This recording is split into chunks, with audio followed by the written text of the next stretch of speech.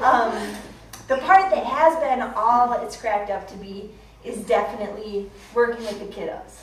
My most favorite is. And I've been in the school systems a ton this fall, and the poetry that the youth in our community comes up with just blows me away. Like, so creative, so heartfelt, so raw. They're just like effortlessly bearing their souls. And you're like, man, I gotta step my game up. And I want to share with you one of my favorite poems that an 8th grade boy wrote in September, and it goes, I am like peanut butter, hard to eat, but worth it.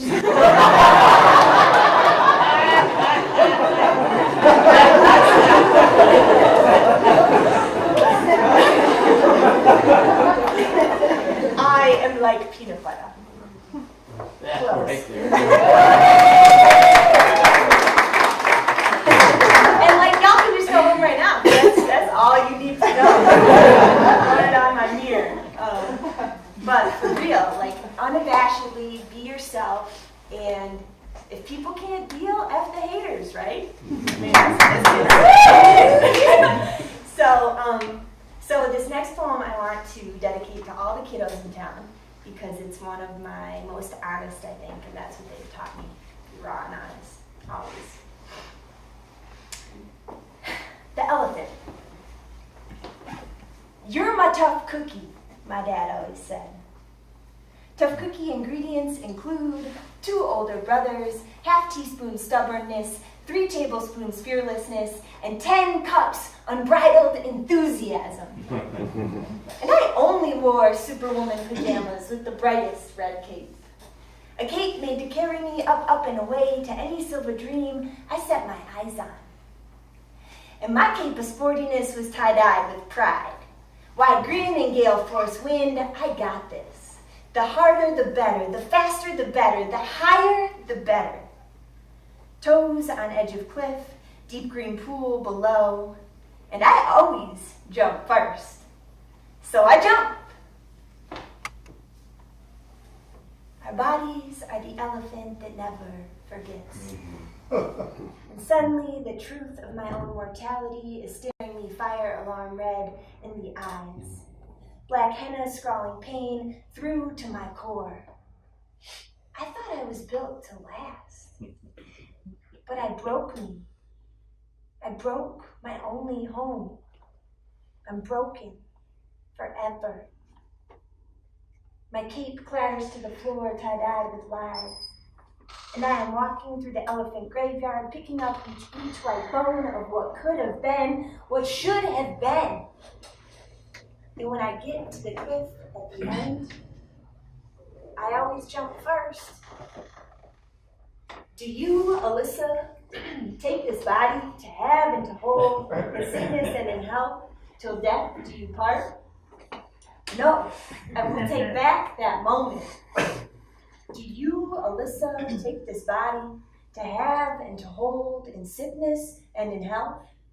No, it wasn't supposed to be like this. Do you, Elissa, take this body to have and to hold? The elephant is still here, watching me quietly, holding my cape in her trunk, eyes saying softly, you have a choice. And we pick my cape back up and dip it into the deep green pool of my belly together, to a place so calm, so peaceful, even gale force winds can't ripple its depths. And I put my cape back on, tie-dyed with wise. Tough cookie ingredients include 6 cups fortitude, 12 quarts grace, and 100 gallons of acceptance. The elephant is still here, and her eyes are smiling.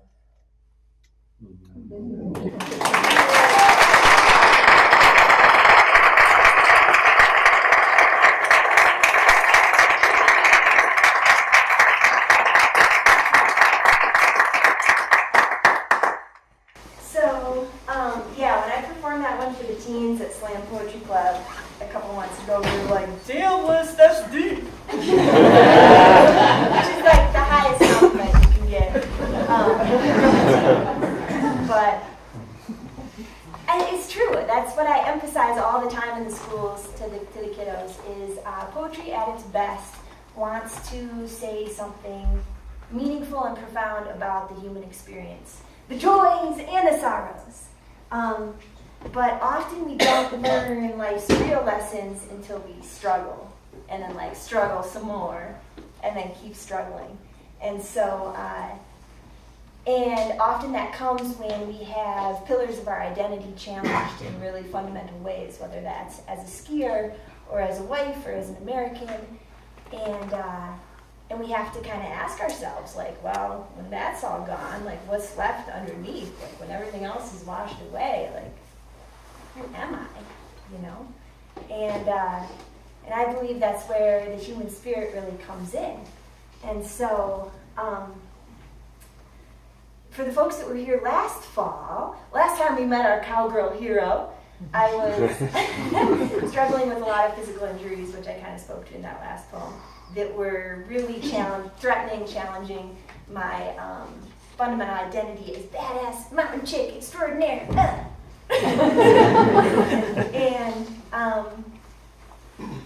And yeah, I've learned so much through that experience, and was really like had an amazing past year kind of crawling out of that deep canyon because those physical injuries ultimately led to a mental health crisis.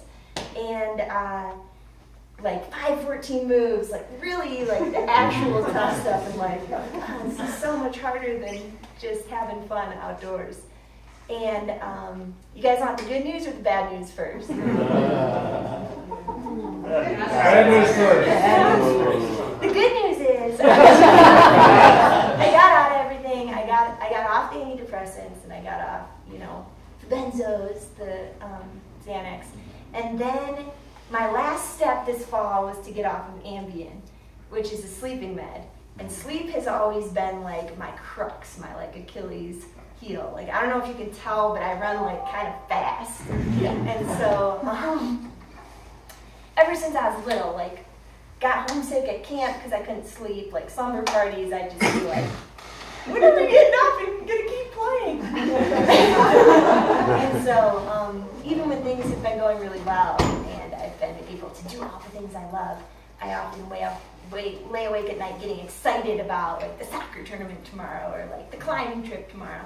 And then when things aren't going well, it's just like really, really bad. So when I tried to go off Ambien the past month and a half, it kind of backfired. And a withdrawal or a side effect of trying to come off of it is like rebound insomnia, worse than you had it before. And also anxiety and everything. So I kind of had like another mini crisis a couple weeks ago where I was like, I've only been sleeping like 3 hours a night for like a month. When is this going to get better? And had to go back on the antidepressant. But I feel like this is a really good lesson because it's kind of, the journey continues, right? We set these timelines like, okay, this is going to be a year and I'm going to be like totally good, back to normal. And that's not really how life works. I don't know if you guys have noticed that. And sleep is my guy, so is my challenge. So this next poem is about struggling with all that. And I've been planning to perform it victoriously as like, that's all in the past. But instead, it's more still relevant. So this one's called The Darkness. First, I forgot how to sleep. Hi, you've reached the pharmacy. You're calling to refill your prescription, press 1. Drop. Zolpidem, generic for Ambien, for treatment of insomnia. Class, sedative, hypnotic.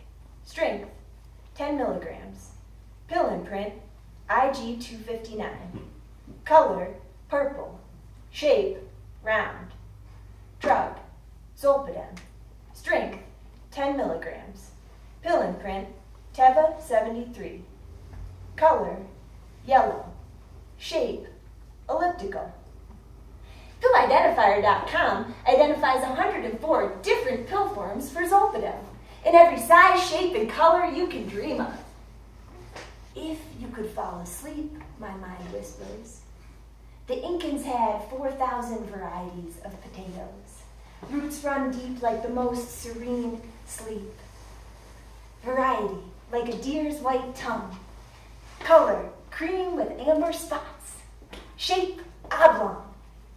Variety, makes the daughter-in-law cry. Color, crimson. Shape, like a spinning top. I'm a spinning top. Don't tip over. Come, taste the rainbow, pot of pills and potatoes at the end. You're still not asleep, mocks the leprechaun. Be careful what you dig up. The dark, dank earth of night presses in on me, fertile with fear and anguish. Where is my mind? Where is my mind? The show must go on. Then I forgot how to laugh. Hi, you've reached the pharmacy. If you can't relax without us, press 2. Drug. Alprazolam. Generic for Xanax. For treatment of anxiety. Class. Benzodiazepine. Pill imprint. Tepa 73. Strength. 1 milligram. Color. White. Shape. Round. PillIdentifier.com identifies 104 different pill forms for alprazolam. There are 39 species of birds of paradise in red, orange, yellow, green, blue, violet, and they are dancing wildly, sassy plumes of light.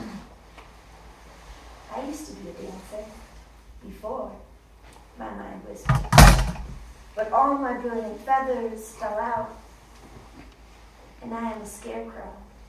So scared though I used to crow. Crows circling, cawing. Now you're just somebody that you used to know. Feet frozen to frosty ground. Body rigid. So scared. For a minute there, I lost myself.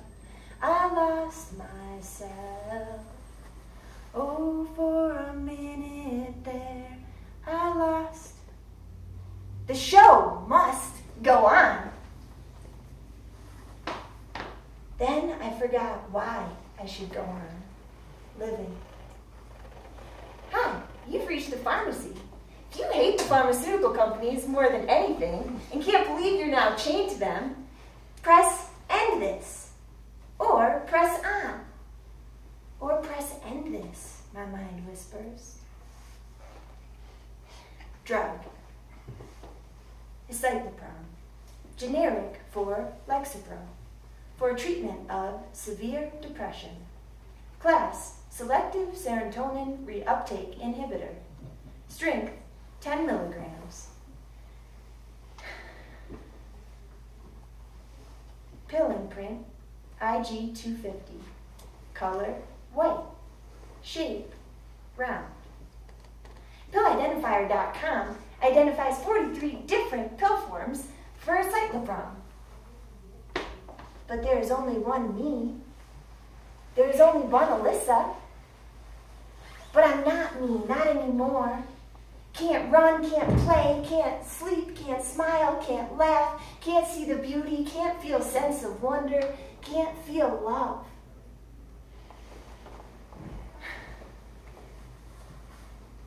When I die alone, when I die alone, when I die I'll be on time. The show must go on. The show can't go on. The show must go on. The show can't go on. The show must go on.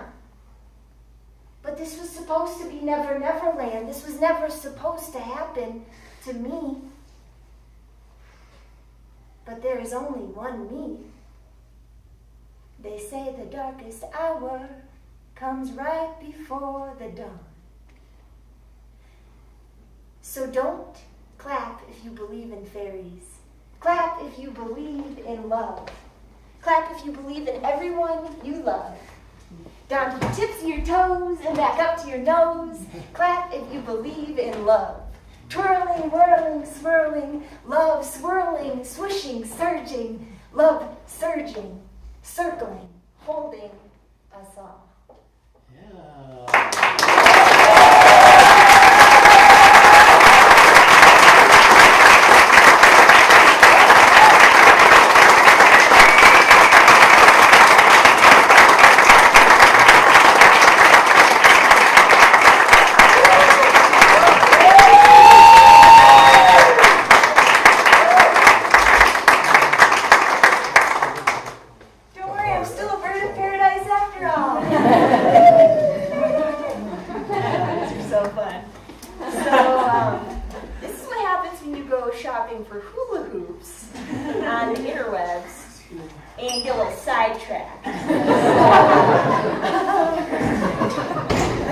I'm big into the wand arts.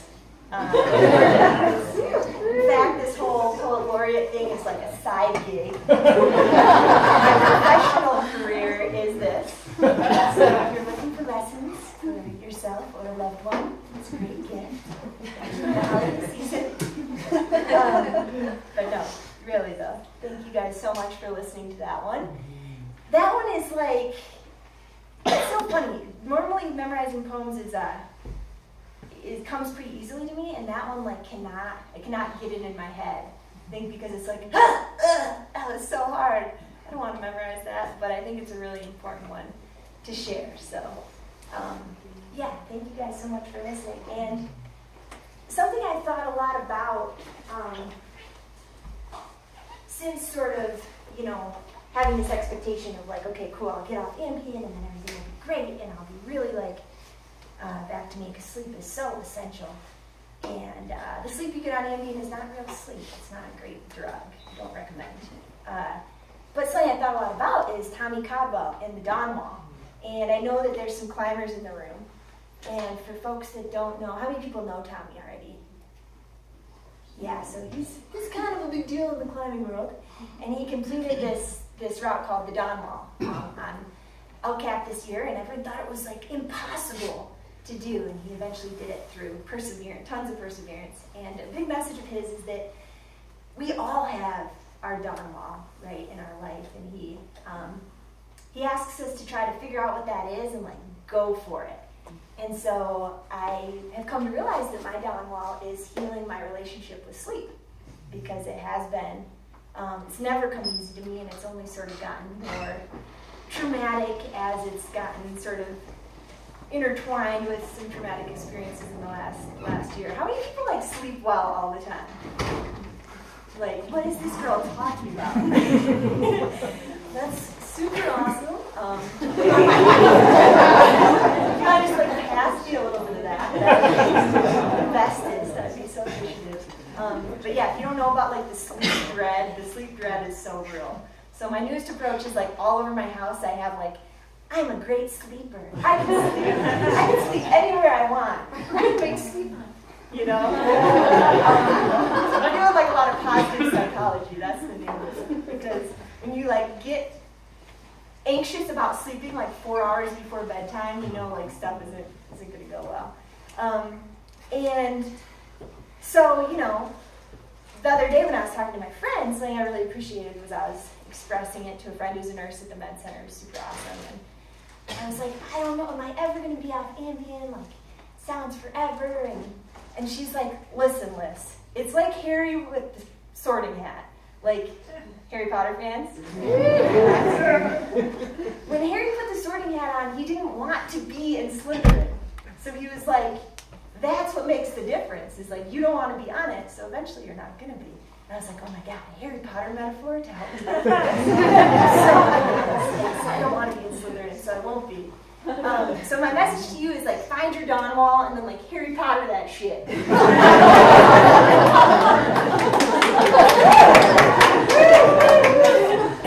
so on and so forth. But yes, what have I learned from all of this suffering? There are silver linings abounding, of course, as always. And one big thing I've learned is that perspective is the most powerful drug there is. Forget all that prescription stuff. perspective is incredibly useful and important. And like going rock climbing this past about a month ago in Indian Creek for the first time in 2 years, it was like the most outrageous amount of outpouring of gratitude that has ever existed, just to be doing something you love. So something I've thought a lot about is like Newton's law of, was it like the first law, second law? I was a physics nerd in high school. But every force has an opposite and opposing force. So every single thing that we can take for granted is also something that we can be grateful for. And that's essentially infinite. And so I love thinking about that when I look around every day. Like, something to be grateful for. Like, my finger moves when I do that. Or like, look how beautiful that is. And it's just, there's so much there. So this next poem is a little bit about perspective. And it's a short, we'll take a break after all those long pieces. It's called No, I Do Not Need to Eat More Turmeric.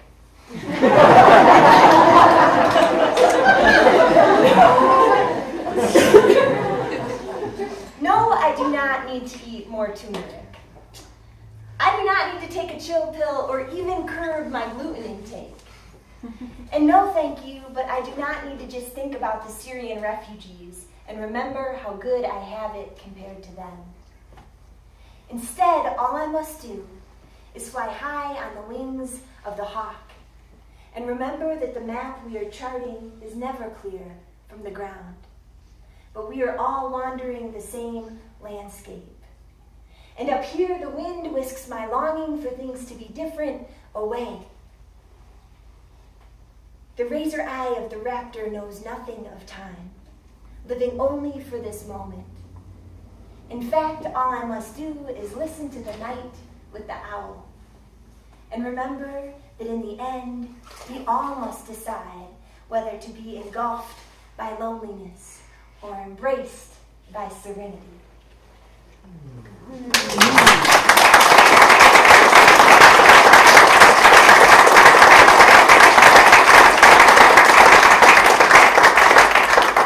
So yeah, I would say like the connected versus disconnected was a big lesson that I learned when I was struggling. I think like in this town when you can't do the things you love to do with the people you love the most, it's really easy to start feeling super disconnected. And we know that that's like muy mal for the human spirit. In fact, like a lot of research has shown that the best indicator of our long-term well-being is the depth and quality of our human relationships. And it's not like the number of besties you have, but it's like that depth. And I think that's so important as we have been going through the past year that we have been. And it's mayhem out there. And if we can continue to feel connected, that's gonna like help so much. And so it talks a lot about that in this really cool book I've been reading that I encourage everyone to read. I think it would make like society so much better if everyone just read it. It's called Being Mortal, and it's by a surgeon. And how many folks have read it in here? Oh, lots. It's so cool. And it's about end of life, and it's looking at how sort of like Western medicine has failed us in a lot of ways, and looking at our confrontation with mortality and how we really need to like get back to a more spiritual and sort of holistic approach to what well-being looks like in the long term. And Katie Lee just passed away, my hero, at 98. And so I've spent a lot of times the past few years as I've been struggling, I'm like, man, life is long. How do you keep the stoke alive when you're like 98? That's insane. And so my mission is to like be the old lady, we all know this, with like the antithesis of resting bitch face. You know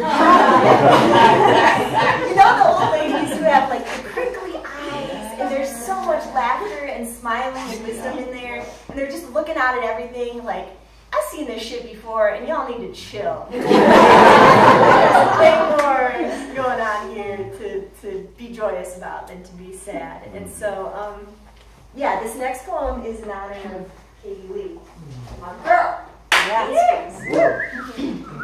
On my 88th birthday, there will be ice cream and food fights and sturdy aspens studded with arbor glyphs, ancient symbols of love in every language of the world.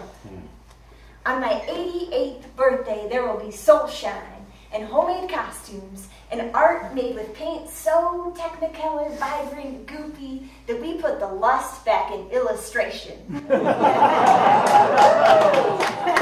On my 88th birthday, there will be dance and shimmy, music and song, wisdom and wordplay, and there will be no regrets.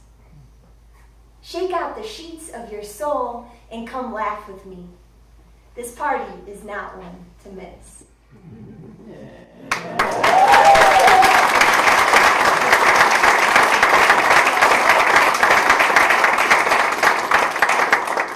Yes, we can all hang out and ribbon dance when we're 98 and have the crinkly, laughy eyes. And it'll be so not resting bitch faces. Okay, so what else did I learn? I learned about perspective. I learned about getting old, being cool with it, I guess. And then I also learned, that's all like whatever, but really what I learned is that we just gotta dance, y'all. So the past couple of years when I haven't been able to really like ski and mountain bike and rock climb and do all my things, I have been getting my dance on hard. And so this next one is a major shout out to the Telluride Dance Collective, which I highly recommend you go to one of their classes if you haven't already, Tuesdays and Thursdays every week. And this is called Reasons to Dance with the Telluride Dance Collective. 1. Dance is the original soul food. So scarf up that bed of fresh beats. Soak your cerebellum in the juice of jive. Souls that nourish together, flourish together. 2. The dance studio is a ski boot free zone. Bask in the barefoot. Ground down. Heel through your heels. 3. Where else do you get to roll around on the ground with all of your friends and call it art? 4. Tap into the timeless. Y'all seen them twerking petroglyphs? The ancients got down with their bad selves. 5. Snow dances. Somebody's got to make it snow in this town. 6. Shake what your mama gave you. In the wise womb, her heart beat a drum roll to your arrival. Return the favor and bounce to Mother Earth's sacred rhythm. 7. Scientists recently discovered a single-celled freshwater algae that dances the waltz to reproduce. So the next time you're at the Buck spitting game at some single-celled organism,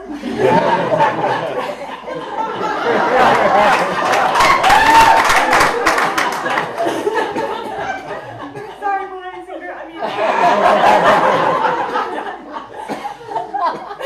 next time you're spitting game at a single-celled organism, you do not want to embarrass yourself. Have some moves. 8.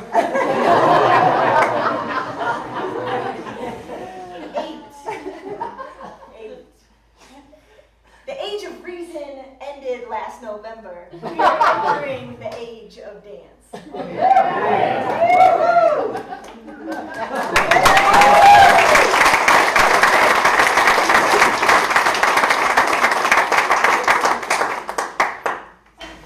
But for real.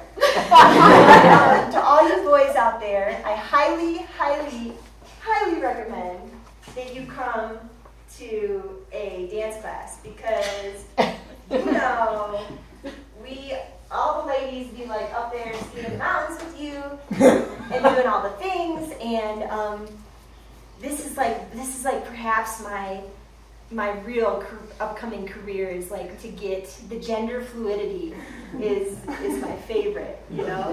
So the more I think that we can have the masculine and the feminine mixing and people not falling into roles, the better. And on that note, like, you know, great, we're dancing through the pain, it's all wonderful, but it's really obvious right now that people are really struggling in our country, in the world, but it's especially a hard moment for our country. And one thing that's been making me the saddest, or that I've been thinking a lot about, is the opiate crisis. There's obviously been a lot of coverage of that recently. Even in Baltimore, they're now training the librarians to be able to administer Narcan, yeah, which is great because librarians, we're the first on. It's really innovative approach, but it's so sad that it's come to that. And Marx famously said, "Religion is the opiate of the masses." And in this crazy capitalism on steroids, country we live in, we're in this really ironic moment where opiates are the religion of the masses. And I think that speaks to a little bit of what the book Being Mortal was speaking to, which is we've put so many eggs into this basket of science, and that we're, we can science our way out of things, and we can buy our way out of things. And the truth of the matter is, the healing is going to come from a much deeper, more spiritual, more complex and beautiful place than that. And I think a big step in getting there, in my opinion, is bringing in more of the feminine perspective and the feminine energy. Because I've been super in my divine feminine this past couple years. Leaving my tomboy side in the past. So I'm all woo! Go ladies. For real, go ladies. So this next poem is a shout out to all my ladies. It's called Womanners.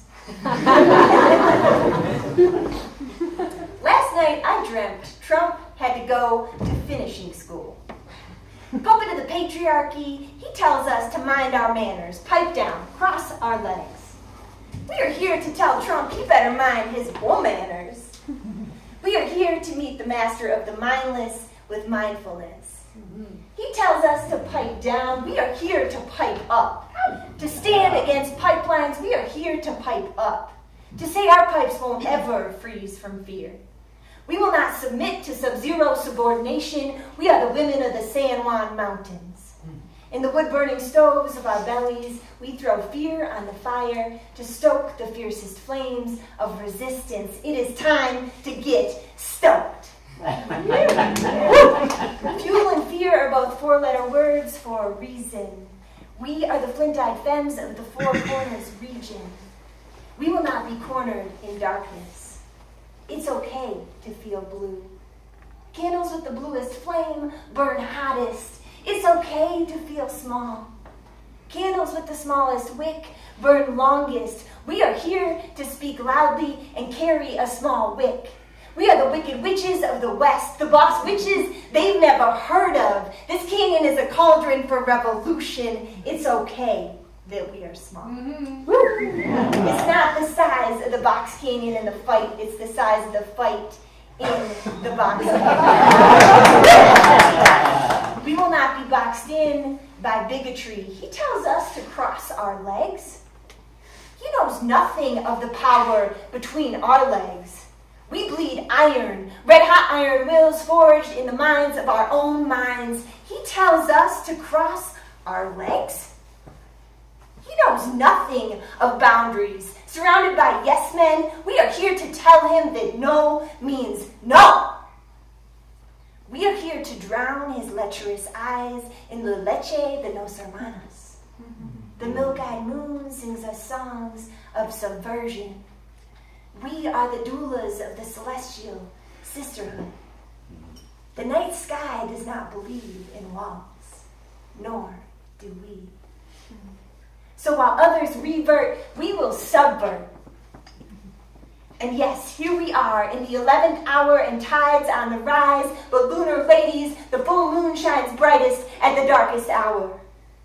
And we control the tides. It is time to rise. Entitled waves will never overpower tidal waves. It is time to rise. Our daughters need us. Our sisters need us. Our mothers need us. And our sons need us. Our brothers need us. Our fathers need us. We are needed. Kneading the dough of resistance, but to rise requires one essential ingredient.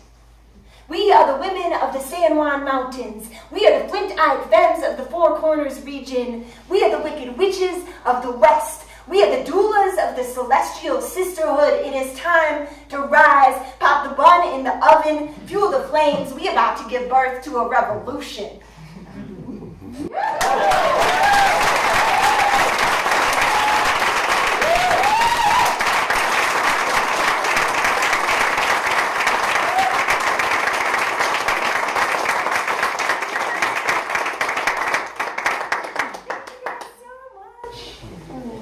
Yes, the Women's March last year.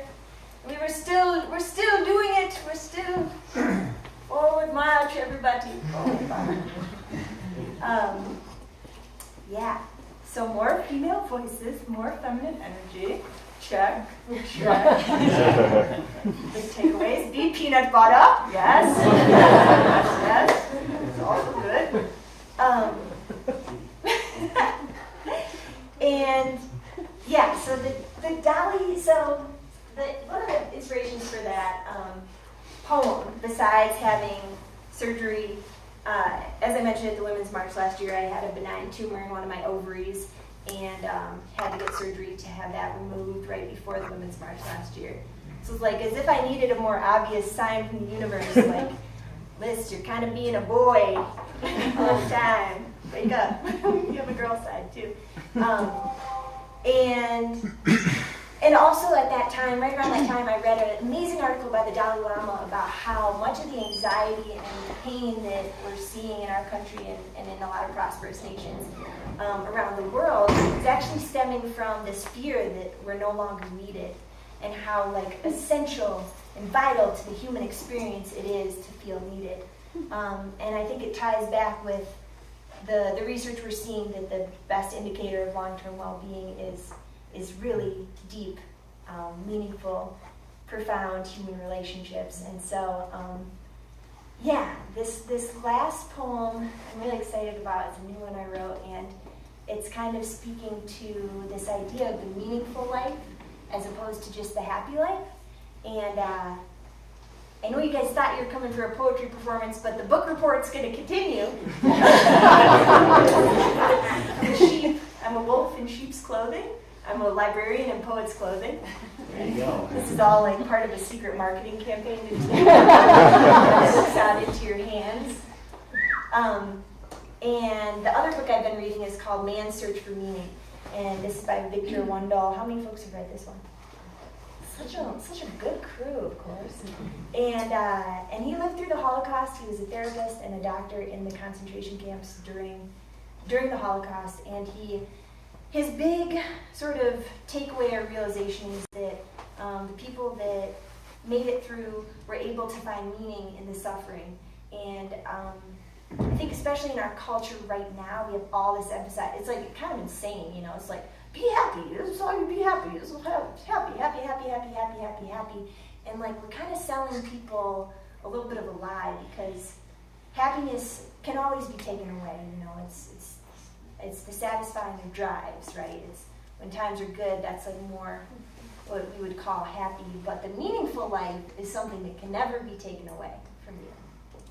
And humans' ability to find meaning is like our greatest gift. I know the theme tonight is animals, and I believe like elephants find meaning and stuff too, and I love animals so much, but it could be argued that, you know, it's really what makes us human and what distinguishes us. So, I highly recommend both those books, Being Mortal and Man's Search for Meaning. And we're going to give this one a whirl. Yeah. So, thanks in advance for letting me experiment. This is why I love this time. Support me doing this weird stuff. Okay. I don't even know. Does this one have a title? I'm not sure. No, it doesn't. So whatever you want to call it. We worry we are not enough. Whisper to ourselves, why am I not enough? Try to fill ourselves up with TV, tweets, and Tinder, but the Tinder won't light. soaked in isolation and ego. We try to fill ourselves up, try to fill our cups up, but the cup keeps leaking. Cracked, chipped, sad self-speaking daggers. Lips dry, cup empty, so parched. We worry we are not enough, and we are all wondering, where do I put this pain? We build fortresses filled with soundproof rooms just to house it, but the pain does not get quieter. It gets louder, and louder, and louder, wrenching against shackles of shame, screaming, I do not know how to do this. When will we be free of memory? Free of being so alone, free to feel connected again. We are starving for it. Starving for the feeling we have when we are truly seen. Starving for belief, starving for love, starving for someone to hold us and say, yes, you are safe with me. But we come to find out there are no easy answers in life. But hunger makes the best sauce. So we are foraging ahead together. To forage means to look for the edible, the nourishing, the good. It says nothing of bounty. It is continuing to search that counts.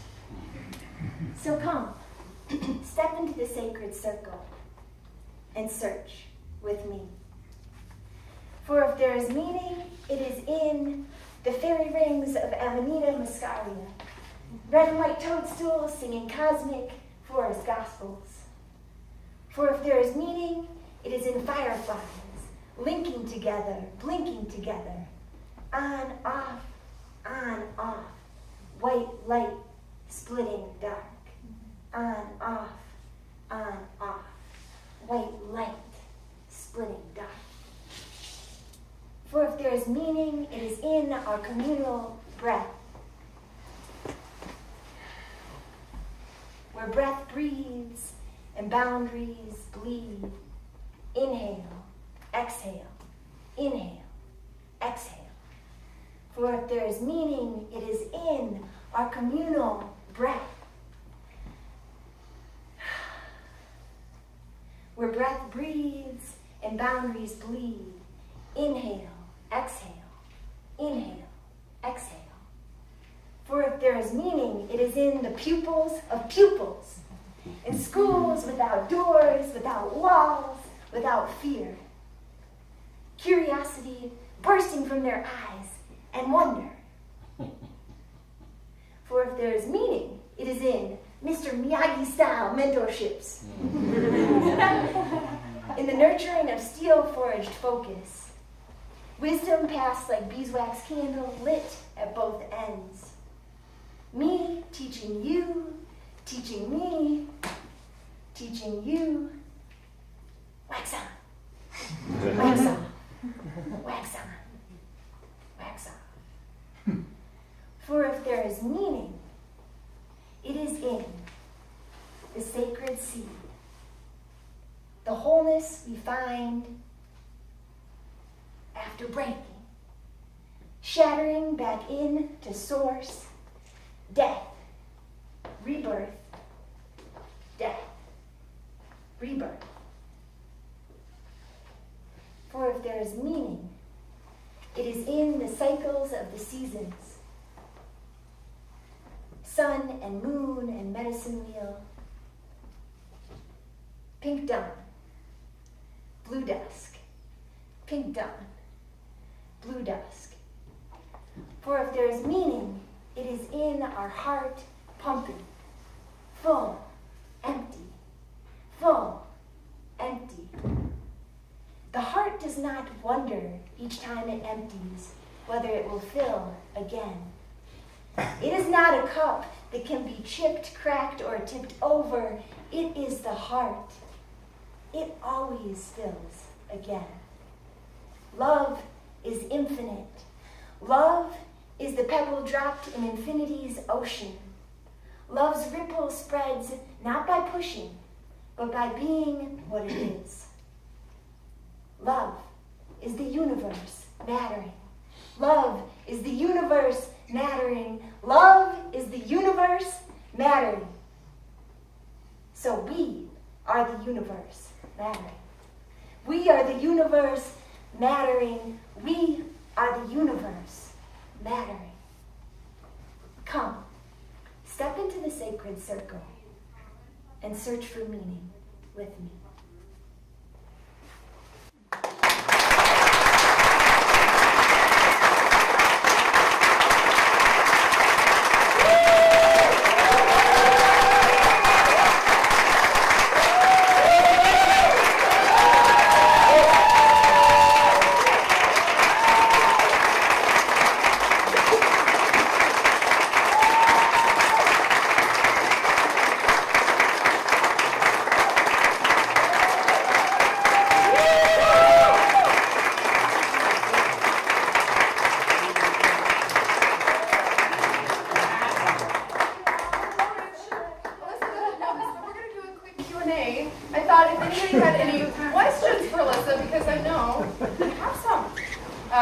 Let's take a few minutes right now and just see what her laureate has to say. Does anybody have any questions right off the bat? Oh, no, take a bow. Yes. Or can we, if we want to read some of your poetry, is there somewhere we can go to better understand it? Well, that's a great question. One of my goals for this winter is to make a website. So yes, I'll keep you guys updated for sure. My dad especially, he's like a professor of technology use in education. Both my parents are professors of education. I wonder my brain's like too big to sleep. So he's like, you really need a website, Liz. Like, he's retired. He's like, let me make it. I'm like, no, Dad, it's good. We'll do this. So yeah, it's forthcoming. Thank you for asking, Brian. Anything else? Thank you guys so much for listening, especially for bearing with me. People just need some time. The questions are out there. They're just afraid. Do you write in the middle of the night when you can't sleep, or do you write during the day when things are sunny and clear? Yeah, that's a great question. Yeah, a little bit of both, I'd say. A little bit of both. This is huge that I forgot to mention. So we're going to do a mental health forum at the library this March. This is something I've been really wanting to get in the works for a long time, and I want to do a really cool kind of combination of workshops. I've really been trying to move the programming at the library towards hands-on, experiential, things you can take away.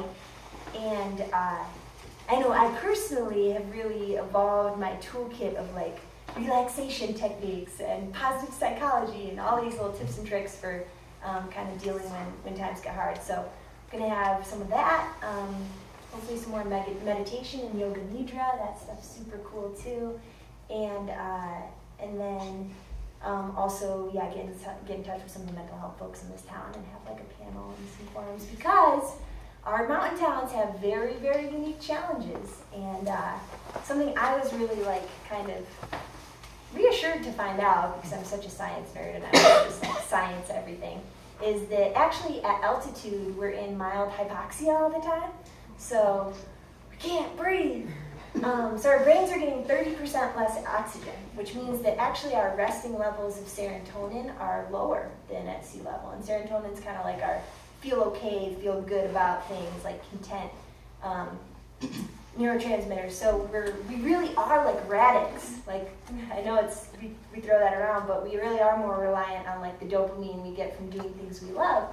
And unfortunately, dopamine also is something we get from addictions. So if your addiction's climbing and it's taken away, that's a bummer, but whatever. But I think it's also why we see some addiction issues in our community. So there's some really kind of cool, there's some tips and tricks, there's some science. I think there's a lot of information that would be really helpful for people to know, and just a lot more honesty about the ways in which our paradise that we live in is paradise, but paradise comes with its own pitfalls, and we want to shine the light on those so that people don't feel alone.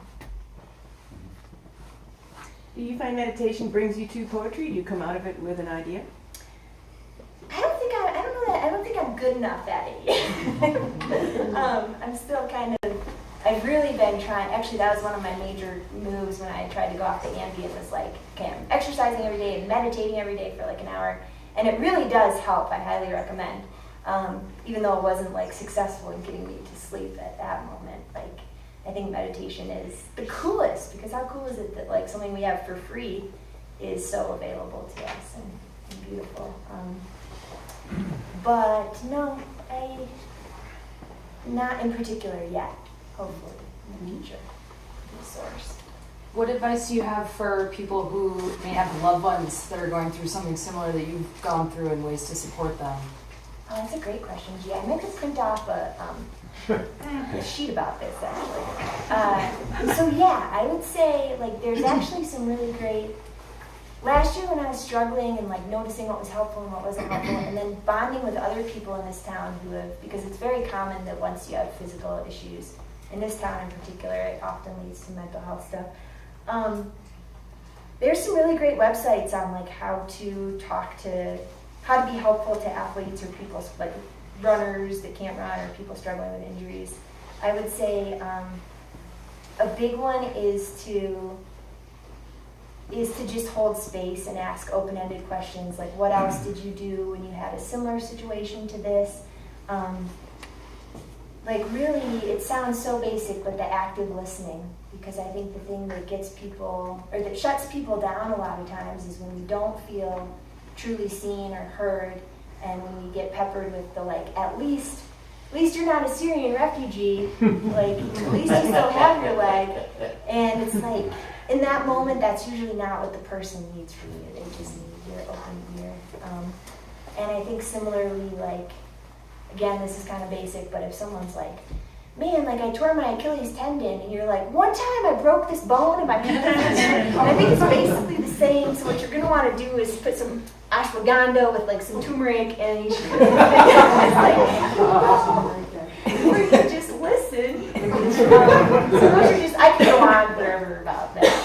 But I would say that's one of my superpowers now, not to brag, but I think when I've had a few friends really struggling, since then, I feel much more able to be compassionate and be more helpful than I would have been before, because I was definitely a huge asshole back in the day. Like, all my friends in college were like, because, you know, when people would be struggling, I'd be like, what's the deal? Like, just get your shit together and do more stuff. Like, and so it's been a huge turnaround for me. I think it's part of the lesson I was supposed to learn. Is I was somebody growing up who stuff always came really easily to, and I never really struggled. And so I really wasn't good at being helpful to friends back then, and now I am, which is such a cool, like the coolest silver lining of it. We'll take 2 more questions. Have you performed in darkness before? Yeah, the only other time was last year at this event. And I haven't even really like been able to look at it as a poem actually since then, because it was such a traumatic time. So I know it's like it's such a good poem to share because it's such an important one, and I think it just shows kind of how trauma works. You write into it and it's like cathartic, and I'm glad I wrote it. And then by the same token, performing it is one of the more intense experiences that there is. So, thank you. Besides Katie Lee, any other artists you might recommend or you look to? Yeah, absolutely. So my other big time hero is Frida Kahlo, which I think we can all relate to. But that's a gal who had so many, physical struggles thrust upon her and really had to pour it into art. So she's up there with Katie Lee as like a big time hero. And then slam poetry-wise, Andrea Gibson is a huge voice for the LGBTQ community. Really, really powerful stuff. Super awesome. Bianca McCann out of Denver is like this rad hip-hop. Yeah, art knows her. She mixes hip-hop and slam poetry. And then I would say, I could go on. We could have like a 30-minute conversation about heroes in this town, like Kate, Rosemary, Linton Moore, Maggie McNally, Mel Kent, like Sorry, boys, I don't really have any guy here. Dad's girl, that's like old news. So, yeah, I think I would say just looking, when I said the Mr. Miyagi style mentorships, it's cool to have these icons that we take a lot of inspiration from, but I think the more meaningful stuff, of course, is finding heroes and role models in your own town, because there's so many here. Oh my God, the level, the caliber of the ladies and dudes, but the ladies is unreal. So. Thanks, Melissa. Thanks, everybody.